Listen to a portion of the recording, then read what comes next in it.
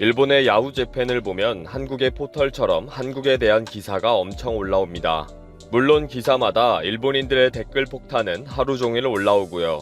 눈만 뜨면 온종일 혐한 기사와 방송에 열중하는 일본인들은 회사에서도 혐한 기사를 퍼나르고 있다고 합니다.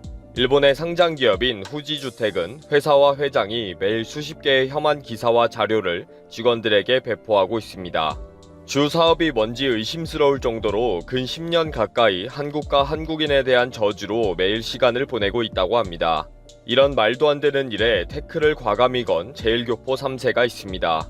도쿄증권거래소의 일부에 상장되어 있는 부동산 기업 후지주택은 거의 매일 혐한 기사 등을 인쇄해서 직원들에게 배포했습니다. 신문과 잡지의 기사뿐 아니라 인터넷상에 나와 있는 혐한 기록들을 일일이 스크랩하고 인쇄해서 직원들에게 배포하는 것입니다. 한 달에 최대 1000개의 자료를 받기도 했다고 하니 하루에만 해도 수십 개의 인쇄물을 받아보고 읽게 한 것입니다. 내용은 제일 한국인들은 죽여야 한다부터 시작해서 온갖 징후 연설문 등을 배포했는데 싫은 표정을 내거나 비판을 하면 바로 차별과 왕따 등이 사내에서 공공연하게 이루어졌다고 합니다. 근무 시간 중에 수시로 새로운 역사 교과서를 만드는 모임에서 만든 극우 편향적 교과서의 평가 설문조사에 매우 좋다라고 답변하기를 강요하기도 했습니다. 이렇게 말도 안 되는 횡포에 대해 제일교포 3세 여성이 명예훼손에 의한 손해배상 청구의 정식 재판을 청구했습니다. 회사와 회장을 상대로 직장에서 차별을 부추기는 언행에 노출되지 않는 권리를 주장하면서 소송을 제기한 것입니다.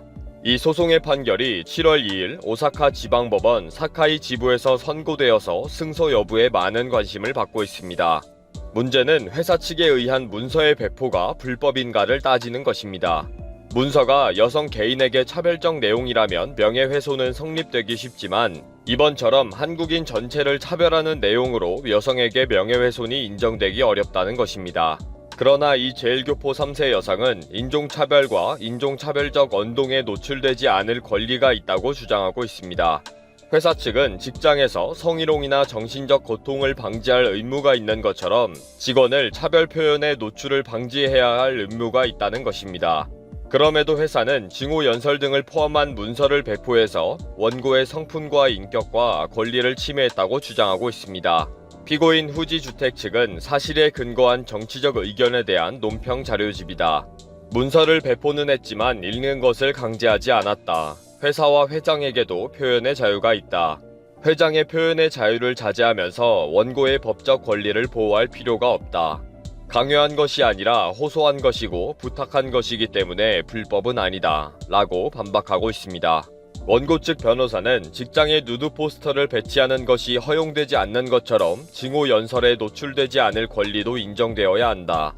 차별 해소를 위해 법원이 명확한 판단을 내려주기를 바란다. 라고 말했습니다. 최근에는 일상이 혐한으로 지새우는 일본에 대해 아사히 신문은 특집 기사를 통해 대책을 촉구하고 있습니다. 아사히 신문은 징후 연설에 대한 특집 기사를 시리즈로 실었습니다. 6월 17일자의 첫 번째 기사에서는 조선인 학교의 학생 70%가 욕설을 들었다는 제목으로 제특회 멤버들이 조선인 학교 앞에서 50분 동안 확성기로 한국인을 죽여라, 간첩 양성기관이다, 일본에서 떠나라 라고 떠든 사건을 소개했습니다. 특히 2013년부터 제특회는 코리아타운 등 주요 거리에서 한국인을 죽여라 라고 거의 매일 확성기로 떠드는 것이 일상화되었다고 지적했습니다. 18일자에서는 일본 교직원 조합 측이 조선인 학교에 일부 기부금을 전달한 것을 가지고 제특회 멤버들이 사무실로 침입해 고함을 쳐서 집행유예로 유죄 판결이 났던 사건을 소개하고 있습니다. 19일 기사에서는 40대 남성 일본인이 제특회에 가입해 혐한 집회에 열심히 활동하다가 조선인은 강간해도 좋다는 등의 지나친 과격함에 탈퇴한 사례를 소개하고 있습니다. 20일 기사에서는 징후 연설을 금지하는 강력한 법을 제정하기 운동을 펼치는 야스다 고이치 변호사의 활동을 소개하고 있습니다. 특집 기사의 마지막으로 21일에는 지자체로는 최초로 징후 연설을 금지시킨 가와사키시의 사례를 들면서 외국인 차별 금지 등의 구호를 들고 일어난 자발적 시민운동에서 시작되었다고 소개했습니다. 또 아사히 신문은 사설을 통해 혐한 기사와 악플과 가짜뉴스 등을 제공하는 플랫폼 사업자에게도 사회적 책임을 물어야 한다 라고 주장했습니다. 일본에서도 유럽처럼 신고와 즉시 삭제 등을 의무로 하고 위반 시에는 강력한 처벌과 벌금을 부과하는 제도를 만들어야 한다고 주장했습니다. 일본 정부도 국제사회에서 혐한 시위에 대해 주목하게 되면서 2016년 6월에 헤이트 스피치 방지법을 만듭니다. 그러나 이 법은 아무런 처벌 규정도 없이 부당한 차별적 언동을 허용하지 않는다는 선언만 담겨 있었습니다. 그러다 보니 도리어 아베 정부가 헤이트 스피치를 방관하고 조장한다는 비판이 있었습니다. 오사카시, 도쿄도, 고베시 등도 지자체 차원에서 차별금지 관련 조례가 제정이 되었지만 처벌 규정이 없습니다. 이렇게 아베 정부가 눈 가리고 아웅하는 법을 제정하면서 헤이트 스피치가 사라지지 않게 되면서 가와사키시가 나섰습니다. 가와사키시는 2019년 12월에 혐한 시위대에 최대 50만엔, 약 560만원의 벌금을 부과하도록 하는 처벌 조례를 만들었습니다. 가와사키시의 처벌 조례는 이번 7월 1일부터 정식으로 적용됩니다. 지난 1월에 가와사키시의 다문화 교류시설인 후레아이칸에 한국인을 말살하자는 협박 엽서를 보낸 오기와라 세이이치가 지난 12일에 체포되었습니다. 후레아이칸은 1988년 민족차별 해소 등의 목적으로 제1한국인 밀집 거주지역에 세워진 다문화 복지시설입니다. 처벌 조례에 의해 처벌이 가능할 것인지를 검토하고 있다고 합니다. 7월 2일 후지주택의 판결이 선고됩니다. 승소하기를 희망하지만 물론 그런다고 후지주택이나 아베 정부가 정신 차리지는 않을 것입니다. 50대 제일교포 3세 여성의 용기에 박수를 보냅니다. 한국만이 최고 수준의 진단키트를 수출할 수 있는 여력이 있기 때문입니다. 이란의 하산 로하니 대통령은 직접 서한을 보내서 한국산 진단키트 320만 개가 필요하다고 공식 요청했습니다. 얼마 전까지만 해도 이란은 한국의 호르무즈 해협 파병에 불만을 가지고 자국에 진출한 한국 기업들을 압박했습니다. 8천만 인구를 거느린 중동 최고의 시장이라 불렸던 이란은 가장 인기 있던 삼성과 LG의 제품을 진열대에서 치워버렸습니다. 이란의 모하마드 자파르 정보통신기술부 법무국장은 지난 2월 국영 프레스 TV에 나와 이란은 삼성 임직원들의 입국을 거부하고 삼성 스마트폰을 이동통신망에서 아예 제외할 수 있다고 말하기도 했습니다. 최근 이란은 환자 수가 2만 명이 넘으면서 쇼핑몰을 입원실로 개조할 정도로 절대절명의 위기를 맞고 있습니다. 의료시설도 열악하고 자금도 없어 IMF의 6조 원의 긴급자금을 요청하기도 했습니다. 그리고 이제는 증상이 있는 사람들을 판별하는 것도 진단키트가 모자라기 시작하며 힘들어지고 있습니다. 이에 이란은 그동안 불편한 관계에 있던 한국에게 대통령이 나서서 도와달라고 요청한 것입니다. 알리피리 주한 이란 대사관 공사는 이란과 한국의 우호적인 관계가 오래전부터 있었고 한국은 이번 사태를 대처하는 것에 대한 위대한 경험을 가지고 있기 때문이라고 했습니다. 이란은 한때 한국에 날을 세웠지만 이제는 오랜 관계를 말하며 도와달라고 한 것입니다. 베네수엘라의 니콜라스 마두로 정권도 한국의 대응법에 주목했습니다.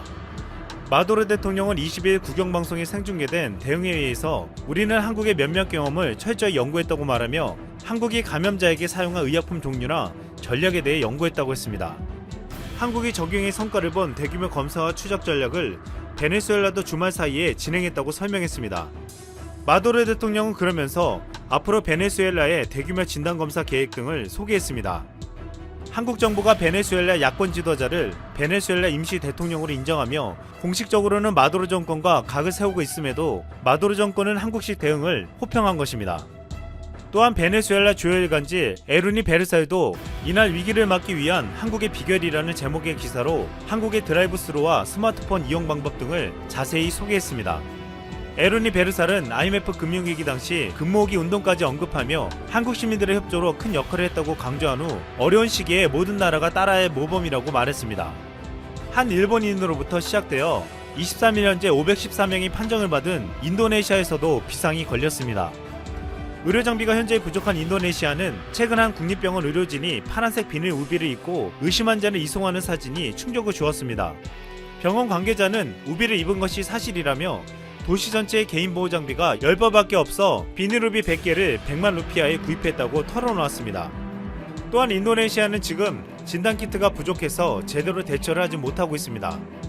WHO와 미국, 중국 등에서 지원받은 진단키트로 현재까지 1651건의 검사가 진행됐지만 아직도 3천여 명이 검사를 받지 못하고 있고 병상도 부족해 일부 호텔을 격리시설로 개조하고 있습니다. 결국 인도네시아는 방역에 탁월한 능력을 입증한 한국에 SOS를 보냈습니다. 한국을 돈독한 형제국이라 여기며 이번 위기에서 가장 믿을만한 국가로 한국을 지목한 것입니다. 20일 인도네시아 정부는 외교 채널을 통해 한국의 진단키트 20만 개를 구매하고 싶다는 의사를 밝혔습니다. 또한 방호복도 한국에서 원단을 들여와 현지 한인 봉제업체 등을 통해 50만 벌을 제작할 계획인 것으로 알려졌습니다.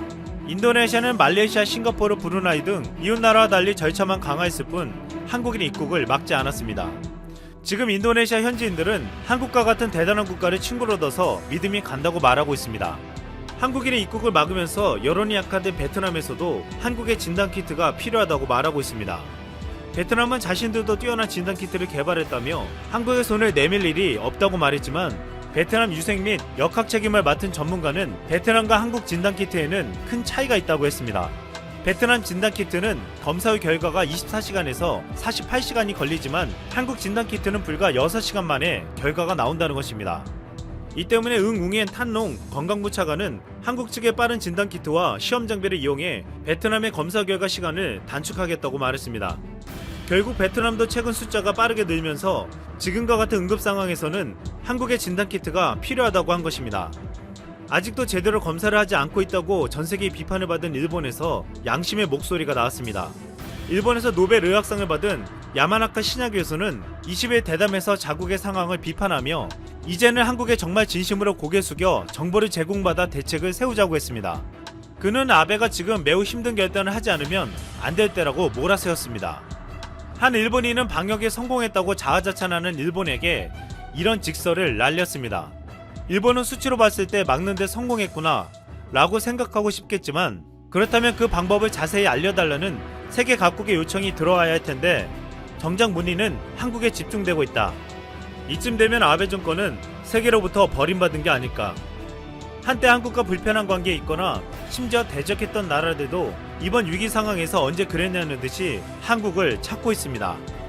한국에게 다급히 진단키트를 요청하고 노하우를 전수받겠다고 하고 있으며 한국의 방식대로 위기를 극복하겠다는 계획을 세우고 있습니다.